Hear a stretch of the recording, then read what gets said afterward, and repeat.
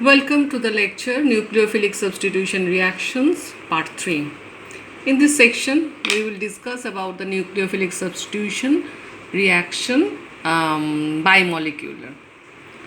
So, at the starting, we know that nucleophilic substitution reaction, the overall reaction is this is the substrate, this sigma bond is broken, and this is the nucleophile which attack this carbon, and this bond is broken, and this new RNU bond is formed. But what is the order of bond making and bond breaking? There are three possibilities. Number one, it should be one step mechanism where bond breaking and bond making occur at the same time. If we consider the mechanism, it's like that: attacking the nucleophile to the saturated carbon, leaving the leaving group and forming this CNU bond. Here in this scenario, the mechanism is comprised of one step. In such a bimolecular reaction, the rate depends upon the concentration of both the reactants, that is the substrate and the nucleophile. That is, the rate equation is of second order. You can see that rate is equal to K, concentration of Rx and concentration of nucleophile. Another possibility is like that: bond breaking occurs before bond making. Here it is two-step mechanism. First step is the breaking of the CX bond and forming this carbocation, and after that the nucleophile will attack this carbocation forming CNU bond. Here concentration of only the starting material is involved, so rate is Krx. It is a first order rate equation. The mechanism has two steps and the carbocation is formed as an intermediate. Because the first step is rate determining, the rate depends on the concentration of Rx only. That is, the rate equation is of first order. And the third possibility is like that: bond making occurs before bond breaking. It is also a two-step mechanism. This bond is first formed. You can see forming the 5-membered carbanion type. But here you can see the carbon is 10 coordinated, 10 electron around it, so it violates the octet rule. Then after that CNU bond formed and X leaves. So this mechanism has an inherent problem. The intermediate here is generated in the first step, has 10 electrons around the carbon, violating the octet rule. Because two other mechanistic possibilities do not violate a fundamental rule, the last possibilities, that is number 3, can be disregarded in this case. Now, consider the reaction 1 below. The first possibilities. Here you can see methyl bromide, and it is attacked by acetate anion, and methyl acetate is formed. Br minus is the leaving group.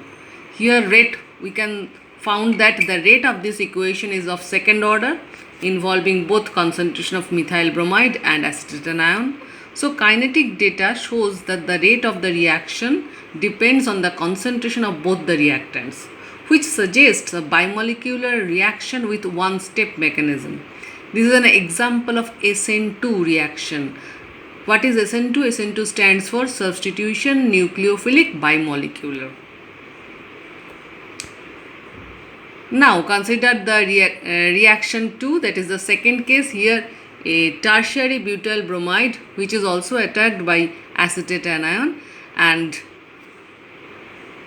this ester is formed with the bromide anion leaving group. Here kinetic data shows that the rate of the reaction depends on the concentration of only the alkyl halide. This suggests a two-step mechanism in which the rate determining step involves the alkyl halide only. You can see it involves only the tertiary butyl bromide. This is an example of an SN1 mechanism, that is substitution nucleophilic unimolecular. Now for SN2 reaction, the mechanism, you can see the mechanism of an SN2 reaction is like that. Here it is the one single step mechanism. The nucleophile attacks this carbon, leaving the bromide anion in one step. New COOC bond is formed.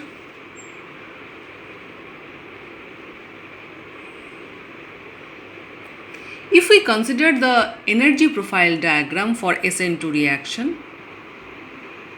you can see the both reactants come together forming a transition state, and finally transition state is broken down to the products.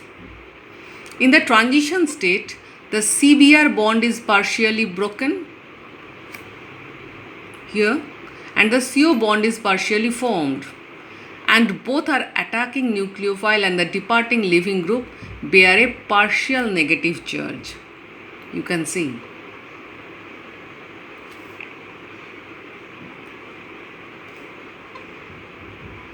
Now the SN2 reaction proceeds with backside attack, that is opposite to the leaving group, resulting in inversion of configuration at the stereogenic center. If the starting material is stereogenic center or chiral one, then we will get the inversion of configuration in the product obtained. You can see the ball and stick model. This is the transition state. Nucleophile and bromide, here they are 180 degree apart from each other.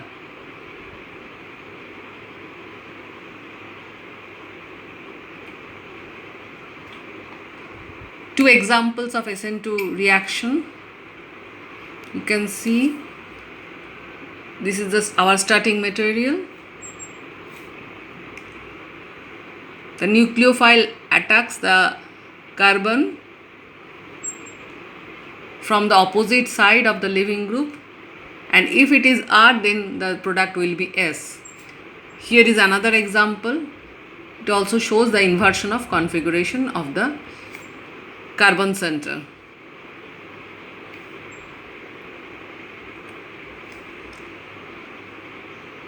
Now,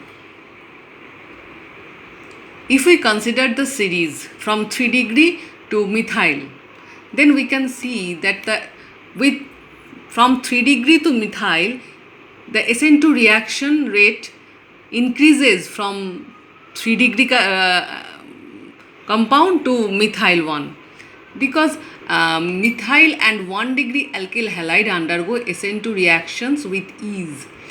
2 degree alkyl halides more slowly, and 3 degree alkyl halide do not undergo SN2 reaction. This order of reactivity can be explained by steric effects. Steric hindrance caused by bulky R groups makes nucleophilic attack from the backside more difficult, slowing the reaction rate. From the diagram, electrostatic potential maps, this can be illustrated. The effect of steric hindrance around the carbon bearing the leaving group in a series of alkyl halides. You can see this is the tertiary one.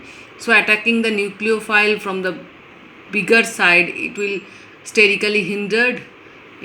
This is the secondary one, this is the primary one, and this is the methyl one. It is free for attack.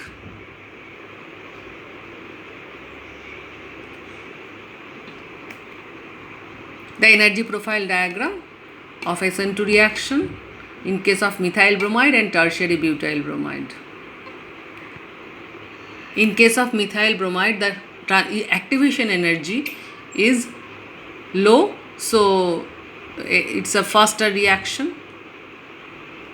But in case of tertiary butyl bromide, the activation energy is high, so the reaction rate is slow.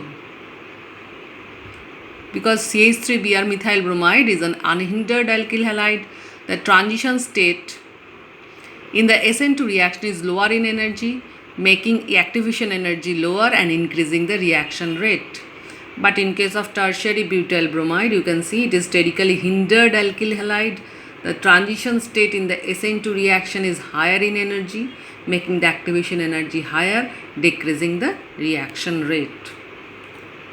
From the diagram, it can be easily explained. This is the transition state involved with methyl bromide, and this is the transition state involved with tertiary butyl bromide.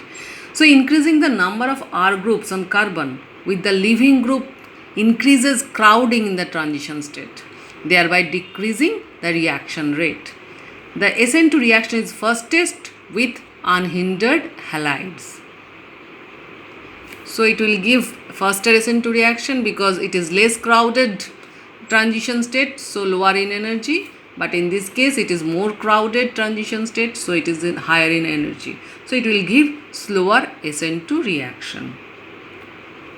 Now, this is the molecular orbital diagram for SN2 reaction. We all know about HOMO and LUMO. In case of nucleophile, it has a lone pair of electrons, so it should be HOMO, and it will transfer its lone pair to where it should be a sigma star of CX bond. You can see in the diagram, this is the sigma star, it is the LUMO, and HOMO will transfer its electron pair to the LUMO, and this is the transition state where new bond is formed and old bond is broken, and here is the new bond, which is sigma bond. Now here the CNU bond is partly formed and the CX bond partly broken. The nucleophile must have lone pair of electrons which will interact with the sigma star orbital of the CX bond. In the transition state, there is a p orbital at the carbon atom in the middle that shares one pair of electrons between the old and new bond. You can see only one pair of electrons is sharing by nucleophile and the leaving group.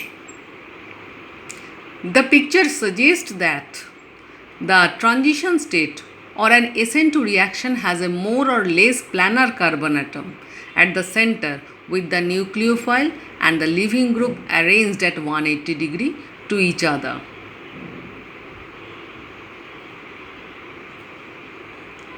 Now the overall we have learned in this lecture is like that. Kinetics of second order reaction is SN2 reaction is rate is involved, that is concentration of reactant and concentration of nucleophile. The mechanism is one step.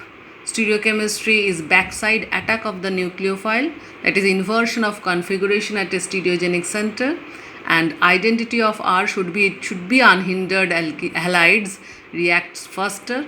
So rate is methyl halide is greater than secondary, methyl halide greater than primary, then secondary, then tertiary one. Thank you for watching.